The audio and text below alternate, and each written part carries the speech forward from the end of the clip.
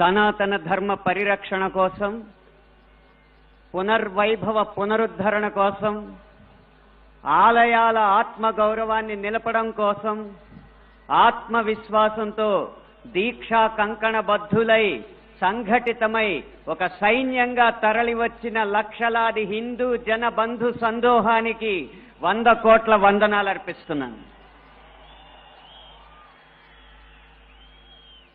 సమకాలీన సమాజంలో చలనచిత్రం అనేది కళా ప్రదర్శనకి ఒక ముఖద్వారంగా మారింది.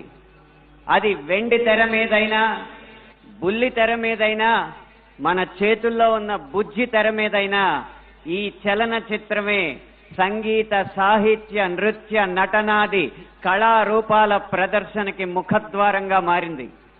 అయితే వచ్చిన చిక్కల్లా ఏంటంటే చలనచిత్రం, సినిమా అనేది ఒక వ్యాపారాత్మకమైన కళ, కళాత్మకమైన వ్యాపారం. వ్యాపారానికి కళాత్మకతని, కళాత్మకకి వ్యాపారాన్ని జోడించే క్రమంలో హిందూ ధర్మానికి కళంకం కలిగిస్తూనే వస్తుందన్న సత్యాన్ని నేను బాహాటంగానే అంగీకరిస్తున్నాను.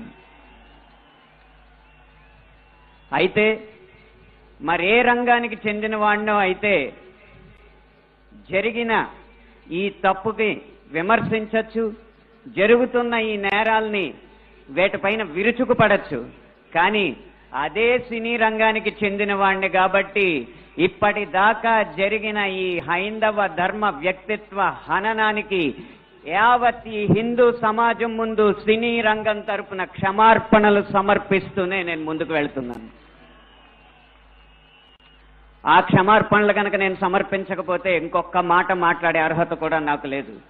అయినా ఇక్కడ 4 మాటలు మాట్లాడడానికైనా నాకున్న ఒకే ఒక్క అర్హత ఏంటంటే, ఇక్కడ ఈ హైందవ శంఖారావాన్ని, శంఖనాదాన్ని పూరించిన విశ్వ హిందూ పరిషత్ నిర్వహించిన సరస్వతి శిశు మందిర్లో నా ప్రాథమిక విద్య అభ్యాసం జరిగింది కాబట్టి.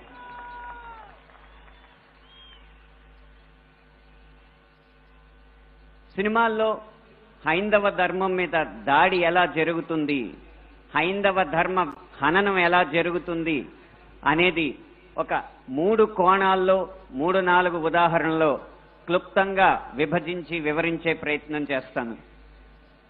ఇక్కడ దాడి 3 కోణాల్లో జరుగుతుంది.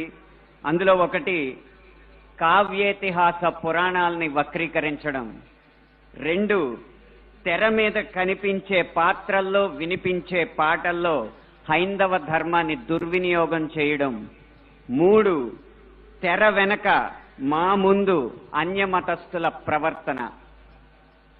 ఈ 3 అంశాల్లో మొదటిది కావ్య పురాణేతిహాసాల వక్రీకరణ. వాల్మీకి రామాయణం, వ్యాస భారతం భారత సాహితీ వాన్మయ శరీరానికి 2 కళ్ళ లాంటివి. కానీ అదే వ్యాస భారతాన్ని, అదే వాల్మీకి రామాయణాన్ని వినోదం కోసం వక్రీకరించిన సందర్భాలు కోకొల్లలు. గత కొన్ని సంవత్సరాల ముందు వచ్చిన చిత్రాల నుంచి నిన్న మొన్న విడుదలైన కల్కి చిత్రం వరకు కూడా కర్ణుడికి పాత్రకి అనవసరంగా ఆపాదించిన గొప్పతనాన్ని చూసి ఒక సినిమా రంగానికి చెందిన వ్యక్తిగా నేను సిగ్గుపడుతున్నాను, నిర్మోహమాటంగా చెప్తున్నాను. అది కూడా ఈ కృష్ణా జిల్లా గడ్డ మీదే నిలబడి చెప్తున్నాను. అప్పటి చిత్ర దర్శకులు, ఇప్పటి చిత్ర నిర్మాతలు ఇదే జిల్లా వారికి చెందిన వారైనా సరే పొరపాటు అని మనం చెప్పకపోతే ఈ హైందవ ధర్మంలో పుట్టినట్టు కాదు, ఈ హైందవ ధర్మాన్ని ఆచరించినట్టు కాదు, హిందువుగా ప్రకటించుకోవడం వ్యర్థం అని చెప్పి ఘంటాపథంగా తెలియజేస్తున్నాను. ఇప్పుడే ఈ సభలో, ఈ గొప్ప సభలో సత్యవాణి గారిని అభినవ ద్రౌపదిగా వక్తలు అభివర్ణించారు. ఆవిడే ఒప్పుకుంటారా? నిండు సభలో ద్రౌపదిని వలువలు వలచండి అని సలహా ఇచ్చిన కర్ణుణ్ణి సూర్యుడు అంటే సత్యవాణి గారు లాంటి మహిళా మండలి ఒప్పుకుంటారా?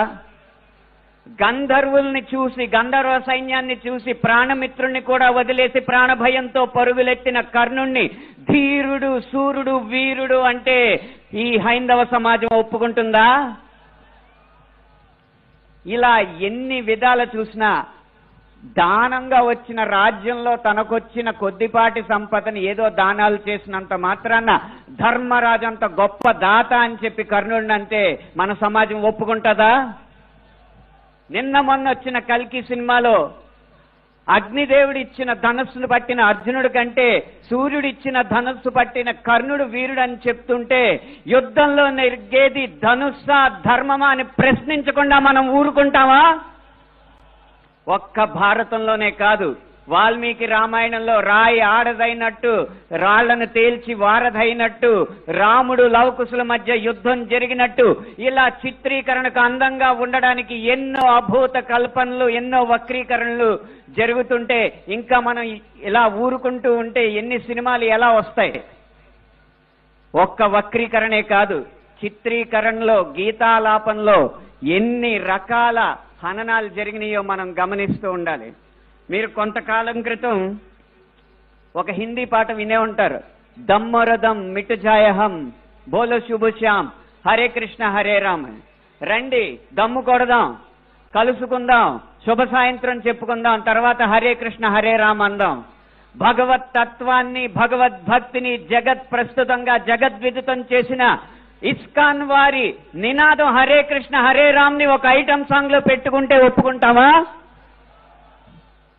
మీ ముందు ఇప్పుడు రెండు దారులున్నాయి. కాళీ అన్న సినిమా డాక్యుమెంటరీ పోస్టర్లో కాళికామాత సిగరెట్ కాలుస్తుంటూ ఒక పోస్టర్ వేస్తే మన ముందు రెండే దారులున్నాయి. ఒకటి నిమ్మకు నీరెత్తినట్టు కూర్చోవడం, రెండు నిగ్గదీసి నిలదీయడం. మీ దారి ఒకటా రెండా? పీకే అన్న సినిమాలో రాయి మీద పాన్ పరాగు ఊసి అదే శివలింగం అని చెప్పి వెటకారం చేసి అన్య మతస్థుల మందిరాల్లోకి మాత్రం వెళ్లకుండా వాళ్ళు తరిమి కొట్టినట్టు తెలివిగా తప్పించుకున్నారు. అప్పుడు మన ముందు రెండే దారులు ఉన్నాయి, నిమ్మకు నీరెట్టినట్టు నుంచోవడం, నిగ్గదీసి నిలదీయడం. మీ దారి ఒకటా రెండా? కాస్మిక్ సెక్స్ అన్న సినిమాలో ఇంత అద్భుతమైన పీఠాధిపతుల ఆహార్యాన్ని అనుకరించి గురువులు, పీఠాధిపతులు వచ్చిన శిష్యురాలతో శృంగార కార్యకలాపాలు చేస్తున్నట్టు చూపెడుతున్నారు. మీ ముందు రెండే దారులు ఉన్నాయి, ఒకటి నిమ్మకు నీరెత్తినట్టు కూర్చోవడం, రెండు నిగ్గదీసి నిలదీయడం. మీ ఆప్షన్ ఒకటా రెండా?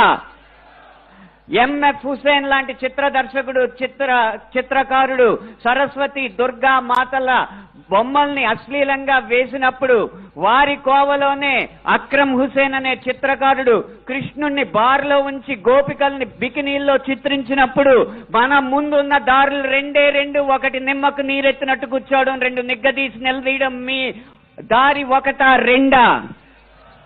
ఛత్రపతి శివాజీ తర్వాత అంత గొప్ప మరాఠా యోధుడు బాజీరావుని బాజీరావు మస్తానీగా ప్రేమ పిచ్చోడుగా చిత్రీకరించినప్పుడు మన ముందు రెండు దారులు ఉన్నాయి, ఒకటి నిమ్మకు నీరెత్తినట్టు కూర్చోవడం, రెండు నిగ్గదీసి నిలదీయడం. మీ దారి ఒకటా రెండా? ఇలా ఇన్ని విధాలుగా హననం జరుగుతుంటే ఇంకా మనం నిశ్శబ్దంగా కూర్చుంటే అది మన హైందవ సమాజానికే కళంకం అని నేను మనస్ఫూర్తిగా తెలియజేస్తున్నాను. పాటని ఎలా ఉపయోగించచ్చో, అదే హరే కృష్ణ హరే రామ్ ని ఎలా ఉపయోగించచ్చో సీతారాం శాస్త్రి గారు మనకు తెలియజేశారు. హరే రామ హరే కృష్ణ కృష్ణ కృష్ణ హరే హరే. రామున్నైనా కృష్ణున్నైనా కీర్తిస్తూ కూర్చుంటామా, వాళ్ళేం సాధించారో కొంచెం గుర్తిద్దాం మిత్రమా. సంద్రం కూడా స్తంభించేలా మన సత్తా చూపిద్దామా, సంగ్రామంలో గీతా పాఠం తెలుపమా. ఇది పాట రాయడం అంటే, ఇది పాట ద్వారా సమాజ హితం కోరడం అంటే, ఇది పాట ద్వారా మార్పు తీసుకురావడం అంటే, ఇది పాట ద్వారా ఉత్సాహం రేకెత్తడం అంటే, ఉద్వేగం రేకెత్తడం అంటే, ఉత్తేజితుల్ని చేయడం అంటే. ఈ దారిలో మాలాంటి పాటల రచయితలు అందరూ నడవాలని నేను కోరుకుంటున్నా. ఇక ఆఖరి అంశం, మాకు వ్యక్తిగతంగా జరిగేది తెర వెనక సినిమాల్లో అన్య మతస్థులు చేసేది ఒక్క అనుభవం చెప్పి మీకు ముగిస్తాను. ఒక సినిమా పాట రాయడానికి నేను ఒక సంగీత దర్శకుడి దగ్గరికి వెళితే ఆ పాటలో బ్రహ్మాండ నాయకుడు అన్న హిందూ పదం ఉందని చెప్పి ఆ పాట చేయనన్నాడు. నువ్వు ఒక్క హిందూ పదం ఉందని చెప్పి పాట చేయనన్నావు కాబట్టి జీవితాంతం నువ్వు చేసిన ఏ పాటకి నేను రాయనని చెప్పి ప్రతిజ్ఞ చేసి 15 సంవత్సరాలుగా ఆ వ్యక్తికి నేను పాట రాయలేదు. అలాగే ఒక పక్క రాష్ట్రం సంగీత దర్శకుడు వెళ్ళగానే దర్శక నిర్మాతలతో తిరుపతి ఆలయ విధానాలని విమర్శిస్తూ ఉంటే వాళ్ళు మిన్నక కూర్చుంటారు, ఎందుకంటే వాళ్ళకి మార్కెట్ ఉంది కాబట్టి. ఇదే మనం గీత గీయాలి కింద సినిమా అనేది నేను ముందు చెప్పినట్టు వ్యాపారాత్మకమైన కళాత్మకమైన వ్యాపారం కాబట్టి ఆ వ్యాపారాన్ని సినిమాకి లేకుండా చెయ్యాలంటే హిందూ ధర్మాన్ని హననం చేసే సినిమాలని, హిందూ ధర్మంపై దాడి చేసే సినిమాలని ప్రభుత్వం బహిష్కరించకంటే ముందు మనం తిరస్కరించాలి. బహిష్కరణ కంటే తిరస్కరణే గొప్ప మార్గం. ముందు మనం తిరస్కరిద్దాం. వాటికి వ్యాపారం రాదు, డబ్బులు రావు. డబ్బులు రాకపోతే ఏ నిర్మాత వచ్చి హిందూ ధర్మాన్ని హననం చేసే సినిమా తీస్తాడో మనం చూద్దాం. భం భం భం భం భళా భళా మోగిందిర శంఖారావం, ఇది హైందవ శంఖారావం. హిందూ బంధువులందరొక్క ముందుకే గమని భావం, మును ముందు చూపాలి ప్రభావం. 3 నిమిషాల ఈ పాట రాసే అవకాశాన్ని, 5 నిమిషాల ఈ ప్రసంగం చేసే అవకాశాన్ని నాకు ఇచ్చిన ఈ నిర్వాహకులకి వేవేల పాదాభివందనాలు తెలియజేసుకుంటూ జై హింద్, జై శ్రీరామ్.